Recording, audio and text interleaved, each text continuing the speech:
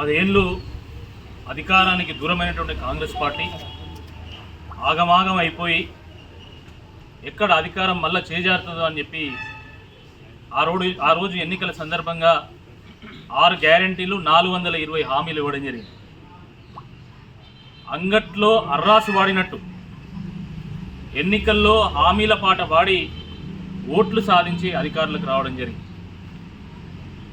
కానీ తీరా ఏడాది తర్వాత చూస్తే ఈ ఆఫర్లన్నీ ఈ హామీలన్నీ ఆషాఢం ఆఫర్లు అమెజాన్ ఆఫర్ లాగా అయిపోయింది.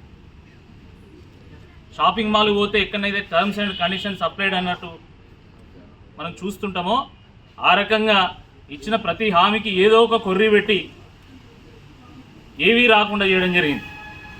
420 రోజులు గడిచింది. కళ్ళు గాయాలు కాస్తున్నాయి. కార్యాలయాల చుట్టూ ప్రభుత్వ అధికారుల చుట్టూ తిరగలేక చెప్పులు అరుగుతున్నాయి. కానీ గ్యారంటీలకు వ్యారంటీ లేకుండా పోయింది. హామీలకు అడ్రస్ లేకుండా పోయింది. రుణమాఫీ అన్నారు. 49,500 కోట్ల రూపాయలు రుణమాఫీ చేస్తామని చెప్పినటువంటి కాంగ్రెస్ ప్రభుత్వము చివరకు బడ్జెట్లో 29,500 పెట్టి ఈరోజు కనీసం 11,000 కోట్ల రూపాయలు కూడా ఈరోజు ప్రజలకు అందించినటువంటి పాపాన పోలేదు. ఏ గ్రామానికి పోయినా కనీసం చారానవంతు కూడా ఈరోజు రుణమాఫీ కాలే. రైతు బంధు ఇస్తామన్నారు. ఇప్పటివరకు 2 సీజన్లు పోయినాయి, ₹1 కూడా చెల్లించలేదు. ప్రజలకు ఒక్కొక్క ఎకరానికి రైతులకు 17,500 కోట్ల రూపాయలు 500 రూపాయలు బాకీ పడడం జరిగింది. తులం బంగారం అన్నారు, దాని ఊసు లేదు. విద్యా భరోసా కార్డు అన్నారు, అసలు జాడ లేదు. 2 లక్షల ఉద్యోగాలు అన్నారు, పత్త లేదు. ఈ రకంగా ఏడాదిలో వాళ్ళు సాధించింది శూన్యము. ఏడాది దాటి ఈరోజు 420 రోజులు గడిచింది. ఈ 420 హామీలు, ఈ టక్కు ముచ్చట్లన్నీ టంకుటమార గజకర్ణ గోకర్ణ విద్యలే తప్ప ఈ ప్రజలకు మేలు చేకూర్చేవి కాదు అని చెప్పి ఈ సందర్భంగా ప్రతి ఒక్కరు కూడా అర్థమైపోయింది. ఏ రకంగా చైనా వస్తువులు నకిలీ వస్తువులు, ఆ రకంగా కాంగ్రెస్ ప్రభుత్వం పెట్టినటువంటి పథకాలన్నీ కూడా అవి నకిలీ పథకాలు మాత్రమే. చైనా వస్తువులు అవి డూప్లికేట్ వస్తువులు. ఒకసారి 2 సార్లు యూజ్ చేయగానే అవి మొరాయిస్తూ ఉంటాయి, పనిచేయి. అట్లనే కాంగ్రెస్ ప్రభుత్వ పథకాలు కూడా ఎక్కడ పనిచేస్తలేవు. అందుకనే ఇప్పటి నుండి మనం కాంగ్రెస్ ప్రభుత్వ పథకాలను చైనా పథకాలను పిలవాలి. ఎక్కడ పోయినా కూడా ఏ పథకం కాంగ్రెస్ ప్రభుత్వ పథకం ఉంటే అది చైనా పథకం, అది పనిచేయదని చెప్పాలి. ఆ రకంగానే ఉన్నది వ్యవహారం. ఇది చాలా దుర్మార్గం. ఇది ఈరోజు గ్రామ సభలు పెడుతున్నారు, సర్పంచులు లేకుండా గ్రామ సభలు పెడుతున్నారు. స్వతంత్రం వచ్చిన దగ్గర నుండి సర్పంచులు లేకుండా గ్రామ సభలు పెట్టినటువంటి మొట్టమొదటి ప్రభుత్వం కాంగ్రెస్ ప్రభుత్వం.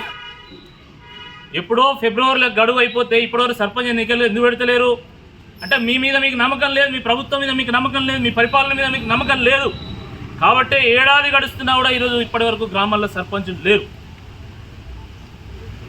పోలీసులను పెట్టుకొని గ్రామ సభ పెడుతున్నారు. గతంలో ఎప్పుడైనా పోలీసు వాళ్ళు వచ్చేది గ్రామ సభకు? ఈరోజు పోలీసులు వస్తున్నారంటే ఏంది? మీకు అభద్రతా భావం ఉన్నది. ఎక్కడ ప్రజలు తరుముతారో అని చెప్పి ఈరోజు పోలీసులను పెట్టుకున్నారు. కానీ తెలంగాణ గడ్డ ఇది, పోరాటాల గడ్డ ఇది. ఈ గడ్డ మీద పుట్టినటువంటి ప్రతి బిడ్డ డిఎన్ఏలో తెగింపు ఉంటుంది, తిరుగుబాటు ఉంటుంది, త్యాగం ఉంటుంది. ఖచ్చితంగా పోరాటం చేస్తాం.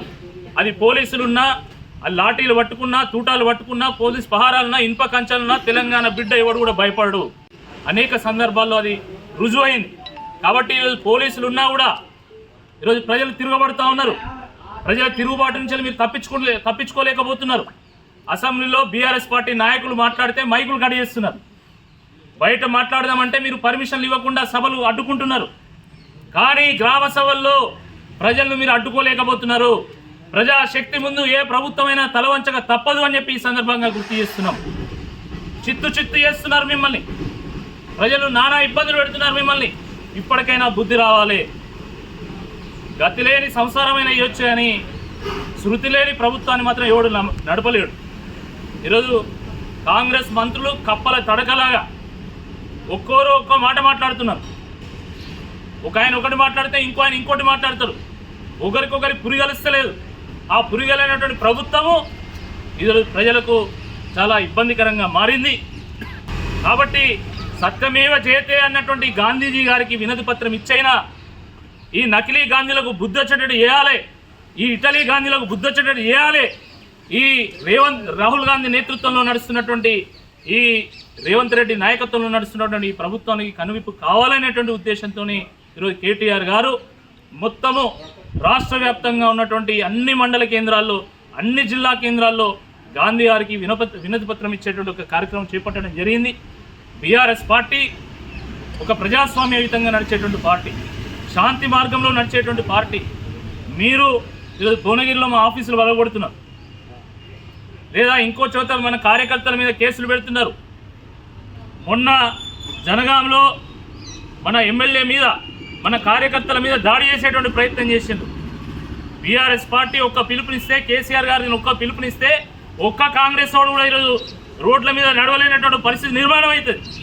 పోలీసులు లేకపోతే మీరు బయటకు వస్తలేరు. కొన్ని రోజులు పోతే హెల్మెట్ లేకుండా మీరు బయటకు రాలేదు, ఎందుకంటే రాళ్ళేసి కొడతారు మిమ్మల్ని. కానీ మేము మాత్రము శాంతియుత మార్గంలో నడవాలి, అహింసో పరమో ధర్మాన్ని బోధించినటువంటి గాంధీ గారి మార్గంలో నడవాలనే ఉద్దేశంతో ఈరోజు గాంధీ గారికి వినతి పత్రం ఇవ్వడం జరిగింది. ఇప్పటికైనా కాంగ్రెస్ పార్టీ నాయకులకు బుద్ధి రావాలి, జనం పొట్టు విధానాలు సిగ్గు రావాలి. ఇప్పటికైనా మీ గాంధీకి, మన జాతిపితకు వినతి పత్రం ఇచ్చిన తర్వాతనైనా మీకు కనువిప్పు రావాలని చెప్పి ఈ సందర్భంగా కోరుకుంటూ, అదేవిధంగా మేము ప్రజలందరికీ కూడా కోరుతున్నాం, తెలంగాణని తెచ్చింది బీఆర్ఎస్ పార్టీ, తెలంగాణను కాపాడేది కూడా బీఆర్ఎస్ పార్టీయే. మీకు ఎక్కడ ఆపద వచ్చినా కూడా ఆపద్ బాంధవులాగా బీఆర్ఎస్ పార్టీ కార్యకర్తలు ఉంటారు. కాబట్టి బీఆర్ఎస్ పార్టీ వెనుక నడవాల్సిందిగా, బీఆర్ఎస్ పార్టీని బలోపేతం చేయాల్సిందిగా, రాబోయేటువంటి స్థానిక సంస్థల ఎన్నికల్లో కాంగ్రెస్ పార్టీని బొంద పెట్టాల్సిందిగా ఈ సందర్భంగా మరొకసారి విజ్ఞప్తి చేస్తూ